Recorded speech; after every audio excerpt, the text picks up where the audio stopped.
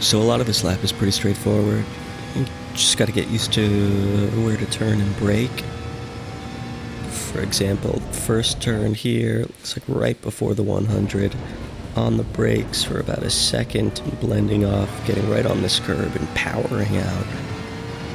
Now I just drive down the length of this curb, turning in right at the end of it, aiming for the end of this curb on the right, cutting left, and making my way slowly towards the right here, and then diagonal across to the left. You can shift to 6th at some point here. I don't. At around 175, I briefly hit the brakes, downshift once, taking a ton of curb. I'm still riding the brake a little bit, but here's when I power out, taking a ton of curb again through those, but trying to leave the edge of the wheel on the track. Don't drift wide here, and to that end, I lift right about here, and even downshift, getting it tighter on the inside before powering out pretty quickly. Getting all the way to the left here, but not fully onto that curb.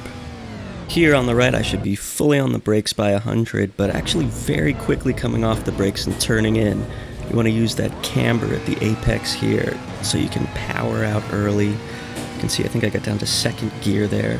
Here I like to leave a little space on the left, but I have to brake in a straight line. Likely to spin if you don't. Down to 2nd, get really close to the middle there, and of course just power out. But look at the way the road extends past the line here. You want to use that space.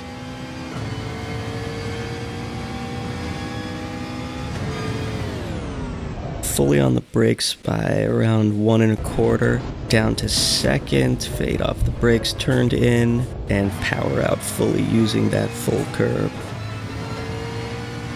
Here, I brake down to 1st, hitting the brakes fully at about 100.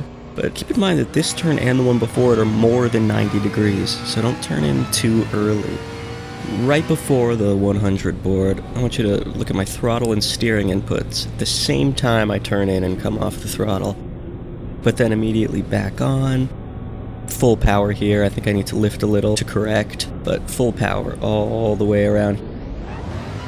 Get to the left, straighten out, and right as that yellow line on the right is disappearing, I like to do a quick stab of the brakes down to 3rd, and then power out as you hit the apex, and hit the wall for good measure.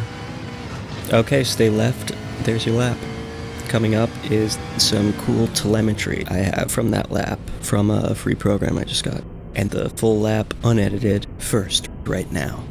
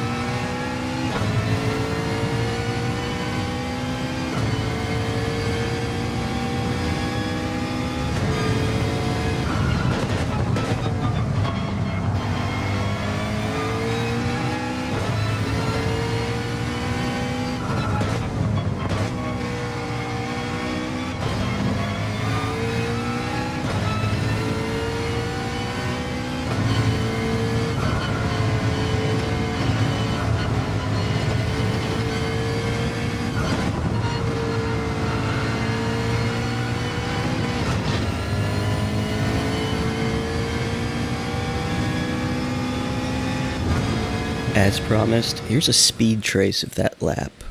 It just shows the speed I'm going over position around the circuit. You can see the acceleration curves, the steep braking lines. It's pretty cool to see it laid out like this. I'll superimpose over it a lap on medium tires, and you can see the difference in the apex speed. Medium's now the blue line, which is much slower, but acceleration braking are actually pretty equivalent. On top of that, now we have lateral G. Above 0, you'll see the key on the left is left, below is right. Again, soft tire, pulling more Gs in the turns. Nothing too surprising here, but cool to see it laid out there. Getting some peak Gs of around 3, which is pretty cool. But you might notice I cut off the end of the lap. Actually, it's the part where I hit the wall going onto the final straight. So now I'll zoom out and show you that part. You'll see the huge spike right there. That was 20 Gs of lateral force. You can see it in the speed trace too, where the red line cuts back down before rising up again. So the lap would have been even faster without that. And now switching from just lateral side-to-side Gs to combined Gs, full force in all direction. You'll see it jumps from 20 to 28. But that's all I wanted to show you. So thanks for making it this far, and thank you for watching.